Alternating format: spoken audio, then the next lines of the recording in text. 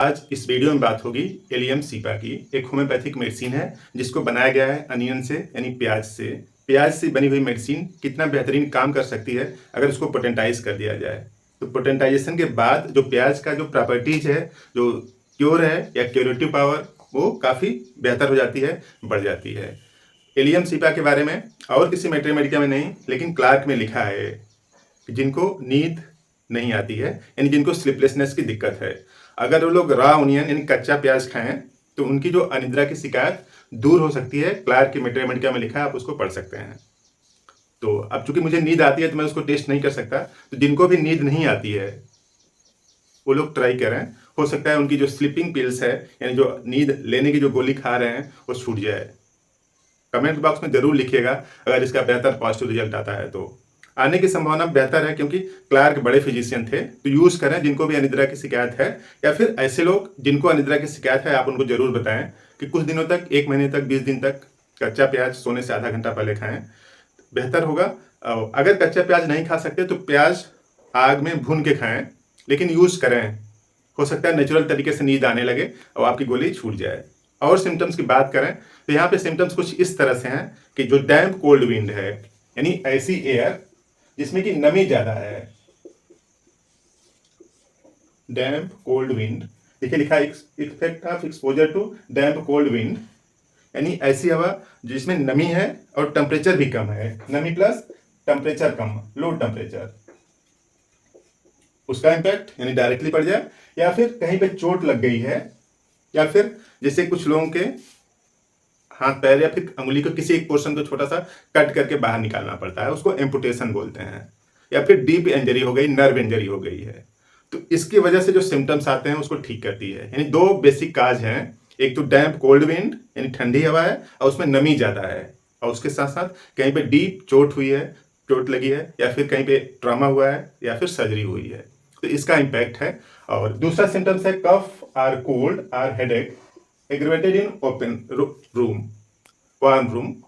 गर्म रूम में उसका जो कफ, कोल्ड, कोराइजा है वो सब बढ़ जाता है, और ठंडे जगह पे जाने पर यानी ऐसे जगह पे जाने पर जो कि ड्राई है, ओपन एयर है, सूखी हवा में यानी जो ड्राई एयर है यानी जिसमें ह्यूमिडिटी कम है, उसमें जाने से इसकी दिक्कतें कम हो जाती हैं, और गर्म रूम में जाने से दिक्कतें इसकी बढ़ जाती हैं।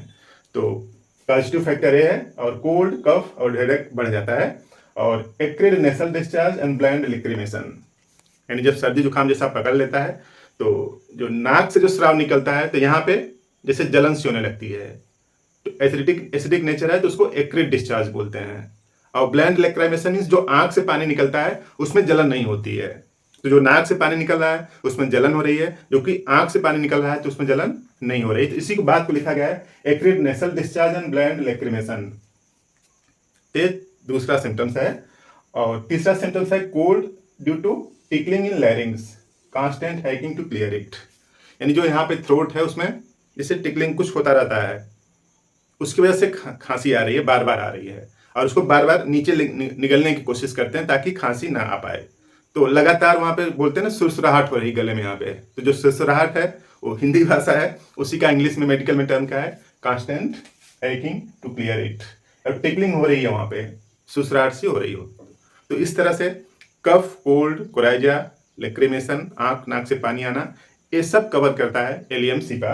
और हेडेक, सीजेस ड्यूरिंग मेंसेस, जब फ्लो होता है, जब मासिक आ जाता है तब सरदर्द ठीक हो जाता है, और जब ही मासिक बंद होता है तो सरदर्द फिर से स्टार्ट हो जाता है।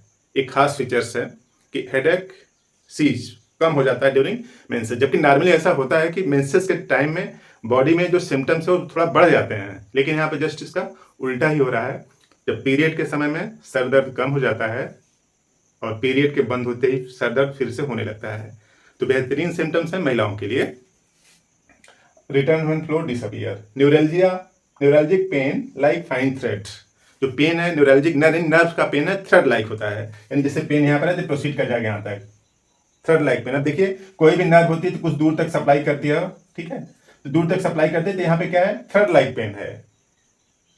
और समय क्या होता है, लोकलाइज्ड पेन होता है, नहीं यहाँ पे पेन हो रहा था यहाँ पे होगा, या फिर यहाँ पे होगा, यहाँ पे थ्रेड लाइक पेन यहाँ से यहाँ तक प्रोसीड कर जाता है, तो थ्रेड लाइक पेन। और ऐसी जगह जहाँ पे इंजरी हुई है, चाहे एम्पुटेशन हुआ है, एम्पुटेशन मीन्स किसी पार्ट को कट करके निकाला गया है,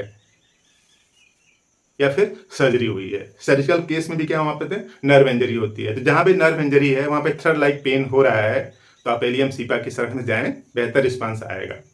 इस तरह से सिम्टम्स हैं एलियम सीपा के, cough, cold, coryza, nasal discharge, tickling in throats, menses, amputation. उसके साथ साथ किसी को हिल में इंजरी हुई है या फिर हिल में कोई फोड़ा हो जाता है या हिल में दर्द होता है, उसके लिए भी बेहतरीन तरीके से काम करती है एलियम सीपा। यूज करने का तरीका इस तरह से है कि आप इसका 30 पावर की दवा लेना है, 15 बूंद आधा कप पानी में घोल के 3 बार लें। अब कुछ लोग कमेंट बॉक्स में ये ना लिखें कि अगर हम लोग कच्चा प्याज खाएं तो क्या होगा। कच्चा प्याज खाएंगे तो नुकसान नहीं होगा, लेकिन अगर इस तरह के सिम्टम्स हैं तो एलियम सीपा इसलिए दूर कर पाती है कि एलियम सीपा को पोटेंटाइज किया गया है। पोटेंटाइजेशन के बाद उसकी जो क्यूरेटिव पावर है, यानी जो क्षमता है उसकी बढ़ जाती है। तो बढ़ी हुई क्षमता की मेडिसिन अगर आप खाएंगे तो बेहतर रिस्पांस आएगा। प्याज तो खाते ही सब्जी में, और वैसे भी खाते हैं, रॉ भी खाते हैं। इस तरह से एलियम सीपा की बात आप दूसरों को भी बताएं। कुछ लोगों को इस तरह के सिम्टम्स आते होंगे तो उनको हेल्प हो जाएगी। आपने पूरा वीडियो देखा, थैंक यू।